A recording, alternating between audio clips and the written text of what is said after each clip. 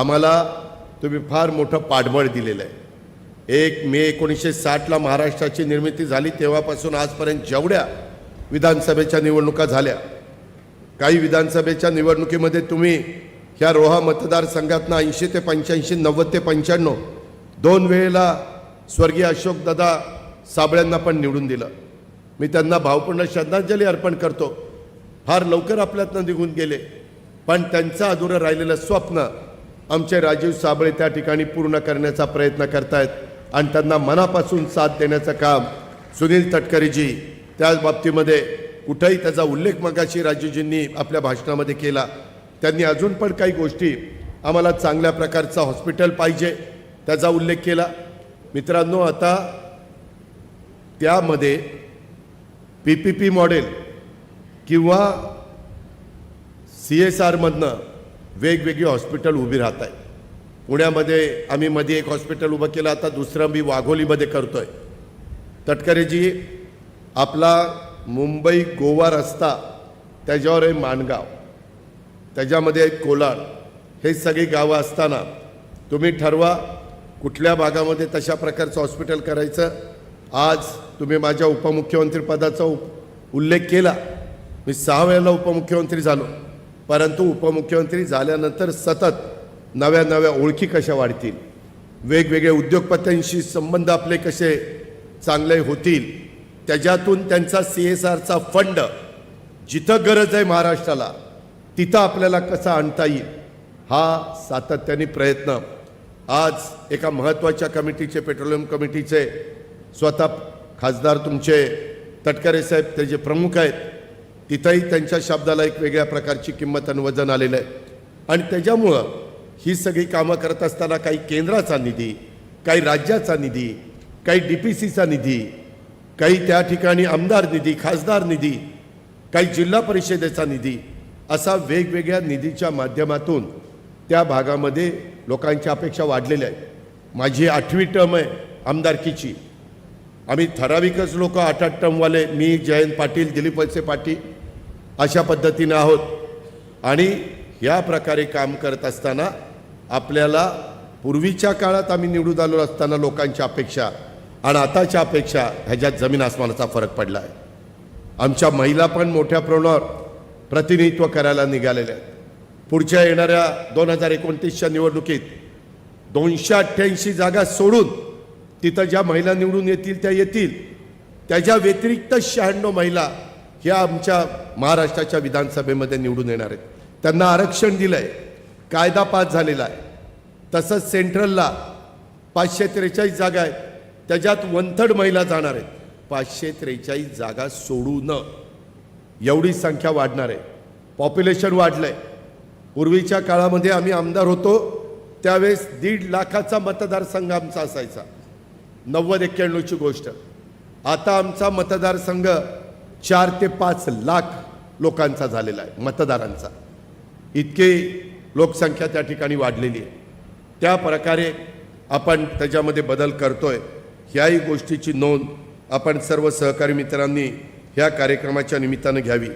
आज माझ्या रायगड जिल्ह्यामध्ये माणगाव, रोहा, अलिबाग इथं अनेक कार्यकर्ते, हे राजीव साबळे यांच्या सहित काही नेते, आजी माजी नगरसेवक, इतर पण पक्षाचे अनेक कार्यकर्ते, मान्यवर हे राष्ट्रवादी काँग्रेस पक्षामध्ये सामील होत आहेत। मी राष्ट्रवादी काँग्रेस पक्षाचा एक परिवार म्हणून आम्ही सगळेजण ह्या पक्षाकडे बघतो आणि ह्या परिवाराचा कुटुंब प्रमुख या नात्याने आपल्या सर्वांचं मी मनापासून स्वागत करत असताना पुढील वाटचालीच्या करता शुभेच्छा देखील देतो।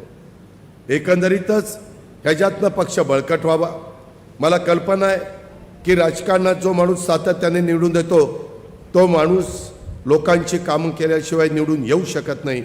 लोकांचे प्रश्न समजून घेणं, लोकांमध्ये समरस व्हाणं, त्यांच्या सुखदुःखामध्ये सहभागी होणं, त्याच्यातून एक चांगल्या प्रकारची संघटना आपल्याला उभी करता येते।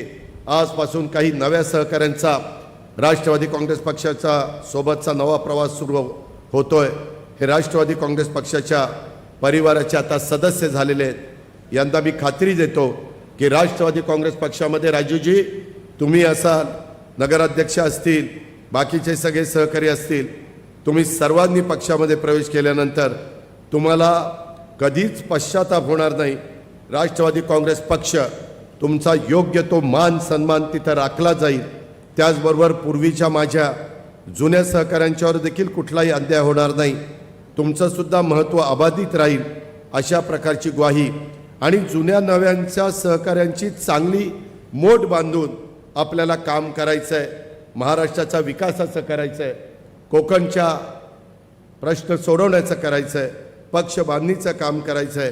लवकरच आता जिल्हा परिषद, तालुका पंचायत, नगरपालिकेच्या निवडणुका येऊ घातलेल्या आहेत. 8 वर्ष होऊन गेली निवडणुका होऊन. नवीन कार्यकर्त्याला पण वाटतं की मलाही संधी मिळाली पाहिजे. त्याच्यामध्ये 29 राज्यातल्या महानगरपालिका, 290 नगरपालिका आणि 32 जिल्हा परिषदा, 336 पंचायत समितीच्या निवडणुका होत आहेत. ह्या निवडणुकीत आपल्याला पूर्ण ताकदीनं लढवायच्या. त्यामध्ये आपल्या रायगड जिल्ह्यामध्ये चांगल्या प्रकारचं मोठं यश मिळवायचं आहे. पक्षाला राज्यातला एक चांगला संघटना, मोठा पक्ष म्हणून ते ध्येय साध्य करायचं आहे. पक्षाची सदस्य नोंदणीचा कार्यक्रम हातामध्ये घेतलेला आहे, तो आपल्याला पूर्णत्वाला न्यायचा आहे. हे सगळं काम आपल्याला करायचं आहे. बाबांनो, त्याच्याकरता कष्ट मलाही घ्यावे लागतील, तुम्हालाही घ्यावे लागतील. आणि ह्याच्यातून आज रायगडवर जबाबदारी जास्त आहे, कारण रायगड जिल्ह्यामध्ये प्रांताध्यक्ष स्वतः इथनं प्रतिनिधित्व करतायत. त्याच्यामुळं तुम्ही सगळ्यांनी, ज्याचा उल्लेख मगाशी राजू साहेबांनी केला की इथल्या 4च्या 4 जिल्हा परिषदेच्या जागा, मला वाटतं 8ची पंचायत समिती आहे ना, 8ची पंचायत समिती ते आम्ही आणणार. अशा प्रकारचं ध्येय, अशा प्रकारची पॉलिटिकल पॉवर, राजकीय इच्छाशक्ती ही माझ्या राष्ट्रवादी काँग्रेस पक्षाच्या प्रत्येक सहकाऱ्यांनी दाखवली पाहिजे. आणि त्याच्यातूनच आपण समाजातल्या शेतकरी, कष्टकरी, महिला, तरुण अशा प्रत्येक घटकाला न्याय देण्याचा प्रयत्न आपण करतोय. मी देखील अर्थसंकल्प सादर करत असताना महाराष्ट्र आता थांबणार नाही, विकास आता लांबणार नाही, अशा प्रकारचा संदेश राज्यातल्या 13-14 कोटी जनतेला देण्याचा प्रयत्न केला आहे. माझ्याकडेच अर्थखातं असल्यामुळं वेगवेगळ्या भागामध्ये पुरेसा निधी कसा उपलब्ध करून देता येईल ह्याकरता देखील माझं स्वतः लक्ष असतं. मला जे पटतं, जे योग्य वाटतं ते अगदी मनापासून मी करत असतो. एकदा निर्णय घेतल्यापासून मी कधी बाजूला हटत नाही, कोणत्याही परिस्थितीमध्ये कुणाला कधी वाऱ्यावर सोडत नाही. त्यामुळं राज्यातल्या जनतेचा काही का होईना आपल्यावर विश्वास आहे. त्या विश्वासाला कुठेही तडा जाऊ न देता आपल्याला आपली पुढची वाटचाल त्या ठिकाणी चालू ठेवायची.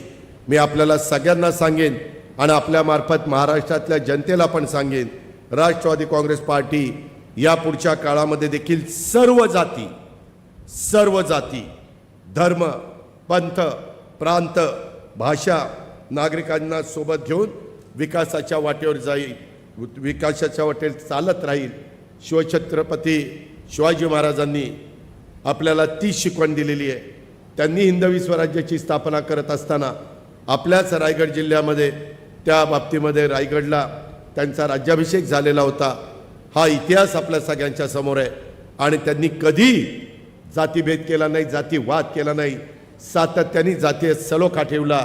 त्याच्यातच तुमचं माझं भलं आहे, त्याच्यातच राज्याचं भलं आहे आणि त्याच्यातच देशाचं भलं आहे. आणि त्याच्यामुळं ह्याच पद्धतीनं राष्ट्रवादी काँग्रेस पार्टी पुढे जात असताना महिलांना देखील आपल्या समाजामध्ये मान, सन्मान, आदर, संरक्षण, सुरक्षितता कशी मिळेल याकरता आपला पक्ष कटिबद्ध आहे.